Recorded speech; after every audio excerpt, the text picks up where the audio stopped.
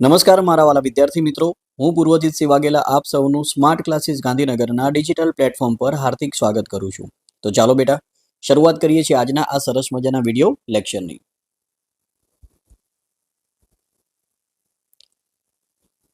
ચલો, સૌથી પહેલા તમારે એ સમજવાનું છે કે અપૂર્ણાંક એટલે શું. તમે ઘણી બધી સંખ્યાઓ કંઈક આ રીતે જોઈ હશે. ઘણી બધી સંખ્યાઓ ક્યાંક ને ક્યાંક તમે આ રીતે જોયેલી હશે જ. તો જે પણ સંખ્યાને આપણે આ ફોર્મેટમાં આ સ્વરૂપમાં જોઈએ છીએ, આ બધી સંખ્યાઓ બેટા શું કહેવાય? અપૂર્ણાંક. અપૂર્ણાંકની અંદર જુઓ, આ એક જે આડી લાઈન છે, એક એની ઉપર કોઈ સંખ્યા લખવામાં આવશે અને એક આ આડી લાઈનની નીચે આપણે કોઈ સંખ્યા લખતા હોઈએ છીએ. જે ઉપરનો ભાગ છે એને આપણે કયા નામથી ઓળખીશું? અંશ તરીકે ઓળખીશું. અને જે નીચેનો ભાગ છે એને તમારે ઓળખવાનું છે છેદ તરીકે. એટલે અપૂર્ણાંકનું સ્વરૂપ કયું હોય? અંશ અને છેદ. અપૂર્ણાંકનું જે સ્વરૂપ છે એને શું કહેવાય? અંશ ભાગ્યા છેદ. અંશ ભાગ્યા છેદ સ્વરૂપમાં કોઈ પણ સંખ્યા જ્યારે દર્શાવવામાં આવે તેને શું કહેવાય? અપૂર્ણાંક કહેવાય.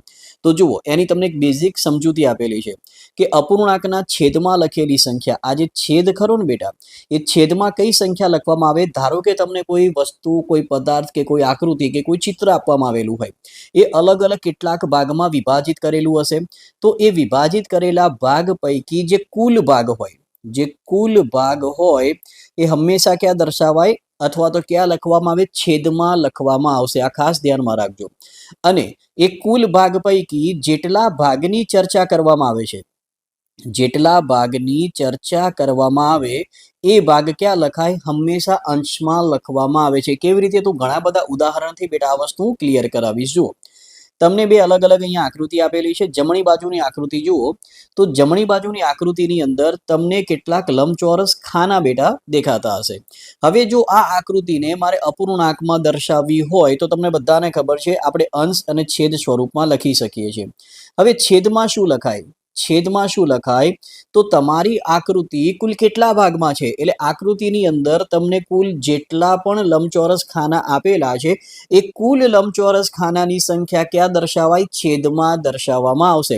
તો ગણી નાખો, આપણને અહીંયા કુલ કેટલા ખાના આપેલા છે બેટા? 5 ખાના આપેલા છે. એટલે એ કુલ સંખ્યા ક્યાં દર્શાવાય? છેદમાં દર્શાવાય. હવે આ 5 ખાના પૈકી કેટલા ખાનામાં રંગ પૂરવામાં આવેલો છે તો એ પણ તમે ગણી નાખો. 5 ખાના પૈકી માત્ર 1, 2 અને 3 ખાનાની અંદર રંગ પૂરવામાં આવેલો છે. તો જેટલા ખાનાની અંદર રંગ પૂરેલો છે એ સંખ્યા ક્યાં લખાય? અંશમાં લખાય બેટા. ક્યાં લખાશે? અંશમાં. એટલે કે કુલ 5 ભાગમાંથી આપણે 3 ભાગની ચર્ચા કરી રહ્યા છીએ. તો બાજુમાં જે ચિત્ર હતું એનો અપૂર્ણાંક શું થશે? 3/5 થાય બેટા. શું થશે? 3/5. હજુ સમજીએ. જુઓ, ડાબી બાજુ નીચે સરસ મજાની તમારા બધાનું ફેવરિટ ચિત્ર આપેલું છે પીઝાનું. આ પીઝાને આપણે કેટલાક ભાગમાં વહેંચી નાખ્યો છે. હવે ટોટલ ભાગ પહેલા ગણી નાખો. તો અહીંયાથી શરૂઆત કરીએ તો 1, 2, 3, 4, 5, 6, 7 અને 8. ટોટલ કેટલા ભાગમાં પીઝાને વહેંચવામાં આવેલ છે બેટા? 8 ભાગ. 8 અલગ અલગ ટુકડામાં આપણે પીઝાને વહેંચી દીધો છે. તો કુલ જે ભાગ છે, કુલ જે સંખ્યા છે એ હંમેશા ક્યાં લખાય? છેદમાં લખાય. હવે 8 ભાગ પૈકી તમે જુઓ કે એક ભાગ અથવા તો એક ટુકડો ખવાઈ ગયો છે. 8 કુલ ટુકડા હતા, એમાંથી એક ટુકડો ખવાઈ ગયો. તો આનો અપૂર્ણાંક એટલે જેટલા ટુકડા ખવાઈ ગયા એ સંખ્યા ક્યાં લખીશું? આપણે અંશમાં લખીશું. તો પીઝાનું જે સરસ મજાનું ચિત્ર આપેલું છે એનો અપૂર્ણાંક બેટા શું થાય? 1/8 થશે. શું થશે? 1/8. ચલો, હવે જો તમને આમાં સમજ પડી ગઈ હોય તો ઘણા બધા ચિત્રોનો ઉપયોગ કરી, એટલે ઘણી બધી આકૃતિની મદદથી આપણે અપૂર્ણાંક દર્શાવતા શીખીએ. જુઓ, ડાબી બાજુથી જે વર્તુળ આકૃતિ આપેલી છે પહેલા એમાં ચર્ચા કરીએ. તો ડાબી બાજુની પહેલી આકૃતિમાં ધ્યાનથી જુઓ, એને મારે અપૂર્ણાંકમાં દર્શાવવી હોય તો વર્તુળ કુલ કેટલા ભાગમાં વહેંચાયેલું છે? કુલ બેટા 2 ભાગમાં વહેંચાયેલું છે. કેટલા ભાગમાં? 2. એટલે છેદમાં હું શું લખીશ? 2 લખીશ. હવે 2 ભાગ પૈકી માત્ર એક જ ભાગમાં રંગ પૂરેલો જોવા મળે છે. એક ભાગને કંઈક અલગ રીતે આચ્છાદિત કરવામાં આવેલો છે કોઈ રંગની મદદથી.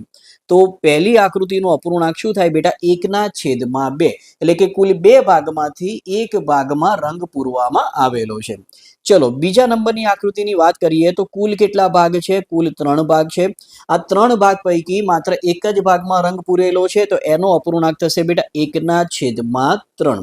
ચલો ત્રીજી આકૃતિની વાત કરીએ તો વર્તુળ કુલ 4 ભાગમાં વહેંચાયેલું છે એટલે કુલ ભાગ હંમેશા ક્યાં લખાય? છેદમાં લખાય. હવે કુલ 4 ભાગ પૈકી માત્ર એક જ ભાગમાં રંગ પૂરેલો હોવાથી એનો અપૂર્ણાંક થાય બેટા 1/4. ત્યારબાદ આગળ વધીએ. ચોથી આકૃતિ જુઓ તો એમાં વર્તુળ કુલ 5 અલગ અલગ ભાગમાં વહેંચાયેલું છે તો કુલ કેટલા ભાગ? તો કુલ 5 ભાગ એટલે છેદમાં શું લખાય? 5 લખાય. આ 5 ભાગ પૈકી માત્ર એક જ ભાગમાં રંગ પૂરેલ હોવાથી બેટા આ આકૃતિનો અપૂર્ણાંક શું થશે? 1/5. ચલો નીચે આવી જાઓ 5મા નંબર ઉપર. તો કુલ કેટલા ભાગ છે ગણી નાખવાની, કોઈ ઉતાવળ કરવાની જરૂર નથી. શાંતિથી દરેકે દરેક આકૃતિમાં રહેલા ભાગ એટલે કે જે ખાના છે એને ગણવાના બેટા. ચલો ગણતરી કરીએ તો 1 2 3 4 5 અને 6 ભાગ આપેલા છે. તો છેદમાં શું લખાય? કુલ ભાગ હંમેશા ક્યાં લખાય? છેદમાં લખાય. એટલે છેદમાં લખીશું 6. આ 6 ભાગ પૈકી માત્ર એક જ ભાગમાં રંગકામ કરેલ હોવાથી એનો અપૂર્ણાંક શું થશે? 1/6. ચલો આગળ વાત કરીએ તો કુલ ભાગ પહેલા ગણી નાખીએ 1 2 3 4 5 6 અને 7. એટલે છેદમાં બેટા લખાશે 7 અને 7 ભાગ પૈકી માત્ર એક જ ભાગમાં રંગકામ હોવાથી એનો અપૂર્ણાંક થશે 1/7. હવે આ જે 5 આકૃતિ વધી 1 2 3 4 અને 5 આ પાંચે આકૃતિના અપૂર્ણાંક શું થાય એ તમારે બધાએ હોમવર્ક તરીકે નોટબુકમાં લખી દેવાના છે. બાકીના જે ભાગ મેં તમને શીખવાડ્યા બસ એ જ રીતનો ઉપયોગ કરી અને આ પાંચે આકૃતિનો અપૂર્ણાંક શું બનશે એ દરેક વિદ્યાર્થી પોતાની નોટબુકમાં લખશે. ચલો આગળ વધીએ છીએ. બાજુમાં જે જમણી બાજુ આકૃતિઓ આપેલી છે એની ચર્ચા કરીએ બેટા. તો જમણી બાજુ પર રહેલી પહેલી આકૃતિ ધ્યાનથી જુઓ. એમાં તમને 3 લંબચોરસ ખાના આપેલા છે એટલે કુલ ખાના કેટલા છે? કુલ ખાનાની સંખ્યા છે 3. એ 3 પૈકી માત્ર એક જ ખાનામાં કલર કરેલો જોવા મળે છે, એક જ ખાનામાં રંગ પૂરેલો છે તો એનો અપૂર્ણાંક શું થાય બેટા? 1/3 થશે. ત્યારબાદ નીચે રહેલી બીજી આકૃતિની વાત કરીએ તો એમાં તમે ધ્યાનથી જુઓ તો કુલ ખાનાની સંખ્યા કેટલી છે? 6. એટલે છેદમાં શું લખાય? 6 લખાશે. આ 6 ખાના પૈકી ધ્યાનથી સમજો, આપણે જેટલા ખાનામાં રંગ પૂરેલો છે એની ચર્ચા કરી રહ્યા છીએ. તો 6 ખાના પૈકી 5 ખાનામાં રંગ પૂરેલો છે. કેટલા ખાનામાં રંગ પૂરેલો છે? 5. તો એનો અપૂર્ણાંક બેટા શું થશે? 5/6 થશે. ત્યારબાદ જુઓ આ ત્રીજા નંબરની આકૃતિ.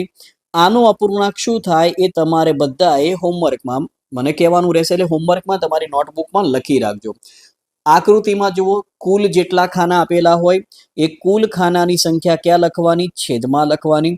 અને એ પૈકી જેટલા ખાનાની અંદર રંગ કરેલો કે રંગ પૂરેલો જોવા મળે એ સંખ્યા બેટા તમારે ક્યાં લખવાની? અંશમાં લખવાની છે. તો આ રીતે કોઈ પણ આકૃતિનો અપૂર્ણાંક આપણે સરળતાથી લખી શકીએ છીએ. ચલો અહીંયા સુધી સમજ પડી ગઈ હોય તો આગળ વધીએ છીએ. ચલો પહેલો પોઈન્ટ આવે છે કે જ્યારે છેદ સમાન હોય એવા અપૂર્ણાંકનો સરવાળો અને બાદબાકી કેવી રીતે કરવો. તો તમે ધ્યાનથી જુઓ, મેં જેટલા પણ તમને ઉદાહરણ બેટા આપેલા છે સરવાળા બાદબાકીમાં એ બધાની અંદર દરેક અપૂર્ણાંકના છેદ મેં કેવા રાખેલા છે? સરખા રાખેલા છે. છેદ બધામાં તમને સરખા એટલે કે સમાન જોવા મળશે. અને જ્યારે છેદ સરખા હોય ને તો જ આ ગણતરી આ ક્રિયાનો ઉપયોગ કરવો. છેદ સરખા હોય એવા અપૂર્ણાંકને કહેવાય સમછેદી અપૂર્ણાંક. બેટા શું કહેવાય? સમછેદી અપૂર્ણાંક. આ ખાસ શબ્દ ધ્યાનથી સમજજો. સમ એટલે સરખું અને છેદ એટલે કે છેદ. જે અપૂર્ણાંકના છેદ સરખા હોય એ બંને અપૂર્ણાંકને શું કહેવાય? સમછેદી અપૂર્ણાંક કહેવાય. હવે આવા અપૂર્ણાંકનો સરવાળો બાદબાકી બહુ સહેલા છે. જે અપૂર્ણાંકના છેદ સરખા હોય જ્યારે એનો સરવાળો કરવાનો થાય ત્યારે છેદ જે ખરો ને બેટા એ છેદ એમના એમ લખી દેવાનો. જુઓ છેદ એમના એમ લખવાનો કોઈ પણ પ્રકારના ફેરફાર કર્યા વગર. પણ અંશમાં રહેલી જે બંને સંખ્યા છે એનો તમારે શું કરવાનો? સરવાળો હોય તો સરવાળો અને બાદબાકી પૂછી હોય તો બાદબાકી કરવાની. તો પહેલું જે ઉદાહરણ છે 2/7 વત્તા 3/7 તો એનો સરવાળો થશે બેટા 5/7. કેટલો થાય? 5/7. કેમ? શું કર્યું આપણે અહીંયા જુઓ તો બંને અપૂર્ણાંકના છેદ કેવા છે? સરખા છે. જ્યારે છેદ સરખા હોય ત્યારે જવાબમાં છેદ એનો એ જ રહેશે. માત્ર ને માત્ર અંશમાં રહેલી સંખ્યાનો સરવાળો હોય તો સરવાળો કરો અને બાદબાકી પૂછી હોય તો બાદબાકી કરવાની. ચલો બીજા નંબરનું ઉદાહરણ જુઓ. 4/5 અને 1/5 એટલે છેદ 5/5 એમને એમ જ રાખીશું. બાદબાકીની ક્રિયા છે, 4માંથી 1 માઇનસ કરીએ એટલે આપણો જવાબ થાય બેટા 3/5. ચલો ત્રીજું ઉદાહરણ જોઈએ. 5/9 માઇનસ 4/9 એટલે છેદ એમના એમ રાખીશું અને 5માંથી 4 માઇનસ કરીએ એટલે જવાબ મળે 1/9. ચલો આગળ વધીએ. ઉદાહરણ નંબર 4. 2/10 વત્તા 5/10 તો છેદ તો એમના એમ જ રાખીશું નિયમ પ્રમાણે અને અંશમાં રહેલી બંને સંખ્યાનો શું કરવાનો? સરવાળો. તો 2 + 5 કેટલા થાય? 7. એટલે જવાબ થશે બેટા 7/10. ચલો આગળ વાત કરીએ. 2/7 વત્તા 3/7 એટલે છેદ 7 એમના એમ રાખીશું અને અંશનો શું કરીએ? સરવાળો. તો 2 + 3 કેટલા થાય? 5. એટલે ક્યાંક પહેલો અને પાંચમો પ્રશ્ન બંને રિપીટ થઈ ગયા છે, કઈ વાંધો નહીં. આગળ વાત કરીએ પ્રશ્ન નંબર 6. 3/8 ઓછા 2/8 છેદ એનો એ જ રહેશે અને અંશની શું કરવાની? બાદબાકી. 3માંથી 2 બેટા માઇનસ કરીએ, જવાબ થશે 1/8. ચલો પ્રશ્ન નંબર 7. 4/15 વત્તા 3/15 છેદ 15 એનો એ જ રહેશે. અંશનો સરવાળો કરીએ, 4 + 3 કેટલા થઈ જાય? 7 થશે. ચલો પ્રશ્ન નંબર 8. 6/7 માઇનસ 2/7 નિયમ પ્રમાણે છેદમાં કોઈ ફેરફાર નહીં કરવાનો, એમના એમ લખી દેવાનો અને અંશમાં રહેલી સંખ્યાની શું કરવાની? બાદબાકી કરવાની. 6માંથી 2 બેટા માઇનસ કરીએ, જવાબ થશે 4/7. ચલો ક્લિયર આટલે સુધી? હવે જુઓ, તમને આ નિયમમાં ખરેખર સમજ પડી ગઈ હોય તો પ્રશ્ન નંબર 9 થી લઈને પ્રશ્ન નંબર 18 સુધીના આ દરેક પ્રશ્નોનો જવાબ તમારે નોટબુકમાં લખવાનો છે. બહુ સહેલા પ્રશ્નો છે. એક જ નિયમ યાદ રાખવાનો. શું યાદ રાખવાનું? પહેલું કે બંને અપૂર્ણાંક સમછેદી હોવા જોઈએ. આ પહેલી શરત ખાસ જોવાની બેટા. બંને અપૂર્ણાંક કેવા હોવા જોઈએ? સમછેદી. સમછેદીનો મતલબ શું થયો? કે છેદ જે છે એ કેવા હોય? સરખા હોય. બંને અપૂર્ણાંકના છેદ કેવા હોય? સરખા હોય. ત્યારે જ આ નિયમનો ઉપયોગ કરી શકાય. જ્યારે છેદ સરખા હોય ત્યારે અંશનો સરવાળો કરવાનો અથવા બાદબાકી હોય તો અંશની શું કરવાની? બાદબાકી. જેમ કે પ્રશ્ન 9 ની અંદર છેદ 4/4 રહેશે. બાદબાકીની ક્રિયા છે એટલે તમારે 3માંથી 2 શું કરવાના? માઇનસ કરવાના. જો પ્રશ્ન 10 ની વાત કરીએ તો છેદમાં 12 એમના એમ રાખીશું અને અંશમાં રહેલ બંને સંખ્યા 5 અને 6 નો શું કરવાનો? સરવાળો કરવાનો. તો આ રીતે તમારે બધાએ નોટબુકની અંદર પ્રશ્ન નંબર 9 થી 18 નો જવાબ બેટા લખવાનો રહેશે. પ્રેક્ટિસ માટે મેં ઘણા બધા પ્રશ્નો લીધા છે. ચલો આગળ વાત કરીએ. હવે એવા અપૂર્ણાંકની ચર્ચા કરીશું કે જેના છેદ સમાન નથી. જ્યારે બેટા અપૂર્ણાંકોના છેદ સમાન ના હોય તો એને કહેવાય વિષમછેદી અપૂર્ણાંક. શું કહીશું આપણે? વિષમછેદી અપૂર્ણાંક. આ વિષમછેદી અપૂર્ણાંકમાં તમે સમછેદી અપૂર્ણાંક જેવી ક્રિયા ના કરી શકો. એટલે કે સમજજો. ધારો કે બે અપૂર્ણાંક આપ્યા હોય 3/4 અને વત્તા 2/3. તો આમાં બેટા કઈ તમે 3 + 2 5 ના કરી શકો. એનું કારણ શું છે? ધ્યાનથી જુઓ. આ જે બંને અપૂર્ણાંકના છેદ છે એ છેદ સમાન નથી. જ્યારે છેદ સમાન ના હોય બરાબર, ત્યારે અંશનો સરવાળો કે બાદબાકી કરી શકાય નહીં. તો તમારા મનમાં જરૂરથી એક પ્રશ્ન થશે કે સર જ્યારે છેદ સરખા ના હોય તો તમે એવું કહો છો કે અંશનો સરવાળો બાદબાકી ના કરી શકાય. તો આવા પ્રશ્નોના સરવાળા બાદબાકી અમારે કેવી રીતે કરવા? તો હવે ધ્યાનથી સમજજો બેટા. જ્યારે તમને આવા વિષમછેદી અપૂર્ણાંક આપેલા હોય 3/4 વત્તા 2/3, ત્યારે તમારે સૌથી પહેલા આ બંનેના છેદ શું કરવાના? સરખા કરવાના. આ બંનેના છેદ શું કરવા પડશે? સરખા કરવા પડશે. એટલે હજુ ફરી મનમાં સવાલ થશે, સર એના માટે શું કરવું? તો એના માટે કંઈક અગાઉ તમે પ્રકરણ શીખીને આવેલા છો, લસાઅ અને ગુસાઅ. એટલે જ્યારે આ પ્રકારની પરિસ્થિતિ આવે બેટા ત્યારે તમારે છેદનો લસાઅ લેવો પડશે. ભલે લસા નામનું પ્રકરણ નવા સિલેબસ પ્રમાણે નવોદયે નીકાળી દીધું હોય, પણ મારું શીખવાડવાનું રીઝન એ જ હતું કે અપૂર્ણાંક તો આવવાના જ છે. અપૂર્ણાંકને ચેપ્ટરમાં એટલે કે સિલેબસમાં રાખેલું છે. હવે અપૂર્ણાંક નામનું પ્રકરણ સિલેબસમાં રાખેલું છે તો તમે જોઈ શકો છો કે આ ત્રીજા નંબરની જે રીત આવી વિષમછેદી અપૂર્ણાંકના સરવાળા અને બાદબાકી, તો એની અંદર ફરજિયાત તમારે લસાનો ઉપયોગ કરવો પડશે.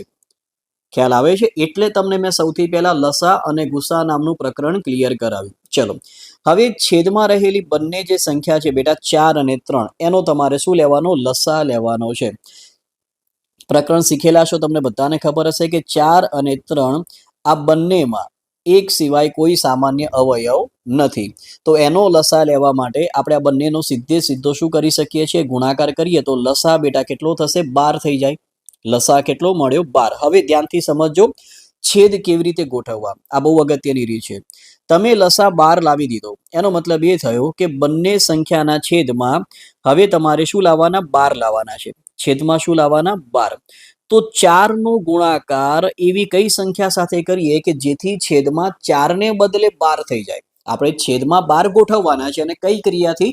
ફરજિયાત ગુણાકારની જ ક્રિયાથી, બીજી કોઈ ગાણિતિક ક્રિયા વિચારવાની નથી. તો 4 નો ગુણાકાર બેટા કઈ સંખ્યા સાથે કરીએ કે જેથી છેદમાં 12 જોવા મળે? તો 4 નો ગુણાકાર તમારે ફરજિયાત કોની સાથે કરવો પડે? 3 સાથે. 3 ગુણ્યા 4 થાય તો જ છેદમાં આપણને 12 જોવા મળશે. એવી જ રીતે 2 ના છેદમાં 3, આ છેદમાં રહેલા 3 ની જગ્યાએ મારે 12 લાવવા માટે 3 ને કોની સાથે ગુણવા પડે? 4 સાથે ગુણવા પડે, તો જ 3 ગુણ્યા 4 કેટલા થાય? 12 થાય. હવે સૌથી અગત્યનો નિયમ, જે ફેરફાર તમે છેદમાં કરો ને એ સેમ ફેરફાર તમારે ક્યાં કરવો પડે? અંશમાં કરવો પડે. કારણ કે ગણિતની અંદર કોઈ એક જ જગ્યાએ આપણી અનુકૂળતા હોય, આપણું મન ફાવે એમ ફેરફાર કરી શકાય નહીં બેટા. એટલે જે ફેરફાર છેદમાં કરીશું એ સેમ ફેરફાર ક્યાં કરવો પડશે? અંશમાં પણ કરવો પડશે. પહેલા અપૂર્ણાંકમાં તમે છેદ સાથે કઈ સંખ્યા ગુણાવી? 3. તો તમારે અંશમાં પણ 3 નો ગુણાકાર કોની સાથે કરવો પડે? 3 સાથે ફરજિયાત કરવો પડશે. એવી જ રીતે બીજા અપૂર્ણાંકમાં છેદમાં કોની સાથે ગુણાકાર કર્યો? 4 સાથે. તો અંશનો ગુણાકાર પણ કોની સાથે કરવો પડે? 4 સાથે કરવો પડે. જે ડોટ હું લખું છું ને બેટા, એ ડોટનો મતલબ તમારે ગુણાકાર સમજવાનો. ચલો, હવે આ બંનેનો ગુણાકાર કરીએ તો આપણને નવો અપૂર્ણાંક મળશે. 3 ગુણ્યા 3 એટલે કે 9, અને છેદ તો આપણે ગોઠવી દીધો કેટલો? 12. આ છેદ 12 ગોઠવવા માટે જ આ બધી ક્રિયા આપણે ઊભી કરી છે. સરવાળાની નિશાની એમને એમ રાખીશું. પછી બીજો અપૂર્ણાંક 2 ગુણ્યા 4 એટલે કેટલો થાય? 8, અને છેદમાં કેટલા થશે? 12. હવે ધ્યાનથી જુઓ બેટા, બંને અપૂર્ણાંક કેવા થઈ ગયા? સમછેદી થઈ ગયા. જો બંનેના છેદમાં હવે તમને 12 જોવા મળે છે. બંનેના છેદમાં શું છે? 12. તો પહેલું સ્ટેપ, જે પહેલી ક્રિયા છે કે જ્યારે તમને આવા વિષમછેદી અપૂર્ણાંક આપેલા હોય ત્યારે તમારે શું કરવાના? એના છેદ સરખા કરવાના. છેદ સરખા કરવા માટે આપણે કઈ ગાણિતિક ક્રિયાનો ઉપયોગ કર્યો? તો લસાનો ઉપયોગ બેટા કર્યો છે. હવે ક્રિયા ઈઝી થઈ ગઈ. 9 ના છેદમાં 12 અને 8 ના છેદમાં 12. તો સમછેદી અપૂર્ણાંકના સરવાળાના નિયમ પ્રમાણે છેદ 12 નો 12 એમના એમ રાખીશું, અને અંશમાં રહેલ બંને સંખ્યા 9 + 8 નો સરવાળો કેટલો થાય? 17. એટલે કે તમારો આન્સર થશે 17 ના છેદમાં 12. ચલો, ક્લિયર છે આટલે સુધી? બીજું એક ઉદાહરણ જોઈએ. જેટલા ઉદાહરણ વધારે એટલો કોન્સેપ્ટ વધારે ક્લિયર થશે. 3 ના છેદમાં 4 માંથી 2 ના છેદમાં 3 મારે માઇનસ કરવા છે, પણ નિયમ પ્રમાણે હું સીધી બાદબાકી ના કરી શકું. કેમ? કે બંને અપૂર્ણાંકના છેદ છે એ સરખા નથી. તો સૌથી પહેલું કામ શું કરવું પડે બેટા? બંનેના છેદ સરખા કરવા પડે. છેદ સરખા કરવા માટે 4 અને 3 નો શું લઈશું? લસા લઈશું. લસા કેટલો આવશે? 12. એટલે છેદમાં 12 લાવવા માટે 4 ને મારે કેટલા વડે ગુણવા પડે? તો 3 વડે ગુણવા પડે. તો અંશને પણ કેટલા વડે ગુણીશ? 3 વડે જ ગુણીશ. જે ફેરફાર છેદમાં થાય એ જ ફેરફાર ક્યાં કરવાનો? અંશમાં કરવાનો. ચલો, બીજો અપૂર્ણાંક છે છેદમાં 3, ત્યાં મારે 12 લાવવા માટે 3 ને કેટલા વડે ગુણવા પડે? 4 વડે. તો અંશને પણ બેટા કેટલા વડે ગુણવા પડશે? 4 વડે જ ગુણવા પડશે. હવે જુઓ નવો અપૂર્ણાંક 3 ગુણ્યા 3 એટલે કે 9. 9 ના છેદમાં 12, નિશાની માઇનસ. 2 ગુણ્યા 4 એટલે કે 8, અને 8 ના છેદમાં 12. હવે જુઓ સમછેદી અપૂર્ણાંક છે એટલે છેદ 12 એમનો એમ રહેશે, અને 9 માંથી 8 માઇનસ કરીએ એટલે જવાબ થાય બેટા 1 ના છેદમાં 12. તો આશા રાખું તમને બધાને હવે ખબર પડી ગઈ હશે કે જ્યારે વિષમછેદી અપૂર્ણાંક આપ્યા હોય ત્યારે સૌથી પહેલું કામ શું કરવાનું? એના છેદ સરખા કરવાના. અને છેદ સરખા થઈ જાય પછી તો સરવાળા બાદબાકી તમને બધાને આવડે છે. આગળ વાત કરીએ. જો એક નવો ટોપિક, મેં અહીંયા કેટલીક આકૃતિ પરથી એના અપૂર્ણાંક આપેલા છે. આ દરેક અપૂર્ણાંક ધ્યાનથી જુઓ તો તમને ક્યાંક અલગ અલગ દેખાતા હશે, પણ ખરેખર આ બધા અપૂર્ણાંક બેટા સમ અપૂર્ણાંક છે. બધાનો જવાબ એક જ થશે. કેવી રીતે? જુઓ, પહેલી આકૃતિમાં કેટલા ભાગ છે? 2 ભાગ છે. તો એનો અપૂર્ણાંક શું થાય? 1 ના છેદમાં 2. કુલ 2 ભાગમાંથી 1 ભાગમાં કલર જોવા મળે છે. બીજો અપૂર્ણાંક જુઓ તો કુલ 4 ભાગ છે. કેટલા ભાગ છે? 4. આ 4 ભાગમાંથી 2 ભાગમાં રંગ પૂરેલો જોવા મળે છે, તો એનો અપૂર્ણાંક થશે 2/4. એવી જ રીતે દરેકે દરેક આકૃતિના અહીં અપૂર્ણાંક દર્શાવેલા છે. એટલે તમારા મનમાં સવાલ થશે કે સર, અમે જ્યાં સુધી વાંચી શકીએ છીએ ત્યાં સુધી બધા જ અપૂર્ણાંક અલગ અલગ છે. 1/2, 2/4, 4/8, 6/12. તો તમે એવું કેમ બોલ્યા કે આ બધા અપૂર્ણાંક સરખા છે, બધા અપૂર્ણાંક એકના એક જ છે? તો બેટા ધ્યાનથી જુઓ, તમને જેટલા પણ અપૂર્ણાંક આપેલા છે ત્યાં તમે ભાગ તો ચલાવી શકો છો ને, તમને ઘડિયા બધાને આવડે છે. આ 6/12 છે. જો 6 ની મદદથી 12 ને આપણે ભાગ ચલાવીએ તો 6 દુ કેટલા થાય? 12. અંશમાં કઈ જ નથી, આ ખાસ સમજજો. અંશમાં કઈ ના હોય તો ક્યારે 0 ના લખતા, કઈ ના હોય તો બેટા 1 વધે. શું વધે? 1. તો જવાબ શું મળ્યો? 1/2. એવી જ રીતે 5 ની મદદથી 10 નો ભાગ ચલાવીએ તો 5 દુ 10, એટલે છેદમાં 2 અને અંશમાં શું થઈ ગયો? 1. તો ત્યાં પણ જવાબ તમારો શું થઈ ગયો? 1/2. 4 ની મદદથી 8 નો ભાગ ચલાવીએ, 4 દુ 8, અંશમાં કઈ ના વધતા શું વધે? 1. તો ત્યાં પણ અપૂર્ણાંક શું થઈ ગયો? 1/2. એવી જ રીતે 3 વડે 6 ને ભાગ ચલાવીએ તો 3 દુ 6, અંશમાં શું વધશે? 1 વધે. અને 2 વડે 4 નો ભાગ ચલાવીએ, 2 દુ 4, અંશમાં શું વધે? 1. તો ધ્યાનથી જુઓ, બધા જ અપૂર્ણાંકનો જવાબ શું થાય? 1/2 થાય છે. બરાબર? એટલે આ બધા જ અપૂર્ણાંક કેવા છે? એક જ સરખા, એક જ પ્રમાણમાં કહી શકાય. હવે આગળ વાત કરીએ ચોથા નંબરનો પોઈન્ટ, કે બે અપૂર્ણાંકનો ગુણાકાર કરતી વખતે તેમના અંશનો ગુણાકાર અંશમાં કરવાનો અને છેદનો ગુણાકાર ક્યાં કરવાનો બેટા? છેદમાં કરવાનો. કેવી રીતે? ચાલો સમજીએ. ધારો કે સંખ્યા આપી હોય 5/9 અને ગુણ્યા 3/20. તો નિયમે તમને શું કહ્યું કે જ્યારે ગુણાકારની ક્રિયા હોય અપૂર્ણાંકની અંદર, તો અંશનો ગુણાકાર અંશમાં કરી નાખો, છેદનો ગુણાકાર ક્યાં કરી નાખો? છેદમાં કરો. તો 5 ગુણ્યા 3 અંશમાં થશે 15 અને 9 ગુણ્યા 20, 9 દુ 18, 180. એટલે કે આવો જવાબ થઈ ગયો. હવે શું કરવાનું? તો જો તમને ઘડિયા મોટા ના આવડતા હોય તો એક સરસ મજાની રીત છે બેટા. જ્યાં સામસામે જેટલા ભાગ ચલાવી શકાય એટલા ભાગ ચલાવવાના. કેવી રીતે? તો ગુણાકારની નિશાની હોય તો ગુણાકારમાં સામસામે, મારો શબ્દ સાંભળજો, સામસામે એટલે કે ક્રોસમાં ભાગ ચાલી શકે. કેવી રીતે? તો 5 નો ઉપયોગ કરી તમે આ 20 ને ભાગ ચલાવી શકો. 5 4 કેટલા થાય? 20. અને આ 3 નો ઉપયોગ કરી 9 ને ભાગ ચલાવીએ તો 3 તરી કેટલા થાય? 9. હવે જુઓ, છેદમાં શું વધ્યું? તો 3 ગુણ્યા 4. છેદમાં શું વધ્યું? 3 ગુણ્યા 4. તો 3 ગુણ્યા 4 કેટલા થાય? 12. અને અંશમાં કઈ જ નથી વધ્યું. અંશમાં 5 અને 3 બંને દૂર થઈ ગયા, તો કઈ જ ના વધે બેટા. તો ત્યાં 1 લખજો. 0 લખવાની ભૂલ ના કરતા. ઘણા વિદ્યાર્થીઓ આવું કરીને આવે છે કે સર બધું જ ઉડી ગયું તો 0 ક્યારેય ના આવે. 5 અને 3 વડે ભાગ ચલાવ્યો એટલે અંશમાં ફરજિયાત શું રહેશે બેટા? 1 રહેશે. તો તમારો જે જવાબ છે કેટલો થાય? 1/12. જો ડાયરેક્ટ આટલો મોટો ભાગાકાર આપણને આવડતો હોત તો જવાબ એનો એ જ આવત. 15 ગુણ્યા 12 112, અંશમાં કઈ ના વધે તો જવાબ થાય 1/12. એટલે ગુણાકારમાં સામસામે જેટલા પણ ભાગ ચાલતા હોય એટલા ભાગ આપણે ચલાવી શકીએ છીએ. ચલો અહીંયા તમારી માટે ઘણા ઉદાહરણ મેં રાખેલા છે. જેમ કે જુઓ, 5/2 અને ગુણ્યા 3/2. હવે આ બંનેમાં જોઈએ તો સામસામે કોઈ સંખ્યાનો આપણે ભાગ ચલાવી શકતા નથી. આવી પરિસ્થિતિમાં શું કરવાનું? અંશનો ગુણાકાર અંશમાં કરીએ તો 5 ગુણ્યા 3 15 અને છેદનો ગુણાકાર છેદમાં, એટલે કે 2 ગુણ્યા 2 કેટલા થાય બેટા? 4 થાય. ચલો બીજું ઉદાહરણ જુઓ, 7/4 અને 5/3. તો આમાં પણ તમે સામસામે કઈ ભાગ નથી ચલાવી શકવાના. તો અંશનો ગુણાકાર અંશમાં કરીશું, 7 પંચા 35 અને છેદનો ગુણાકાર છેદમાં 4 ગુણ્યા 3 કેટલા થાય? 12. એટલે જવાબ થશે બેટા 35/12. ચલો ત્રીજું ઉદાહરણ જુઓ, 3/2 અને 7/5. અહીંયા પણ સામસામે કઈ ભાગ ચાલે એમ નથી. તો અંશનો ગુણાકાર અંશમાં 3 ગુણ્યા 7 એટલે કે 21 અને છેદનો ગુણાકાર છેદમાં એટલે કે 2 ગુણ્યા 5 કેટલા થાય? 10 થઈ જાય. ચલો ચોથું ઉદાહરણ જોઈ લો, 5/2 અને 6/5. અહીંયા ક્યાંક સામસામે ભાગ ચાલતો હોય એવું દેખાય છે તો ભાગ ચલાવવાનો બેટા. આ 5 વડે તમે સામે રહેલા 5, છેદમાં રહેલા 5 ને ઉડાડી શકો છો. 5 એકા 5 અને ડાબી બાજુ છેદમાં રહેલા 2 ની મદદથી આપણે જમણી બાજુ અંશમાં રહેલા 6 ને ભાગીએ તો 2 3 કેટલા થાય? 6.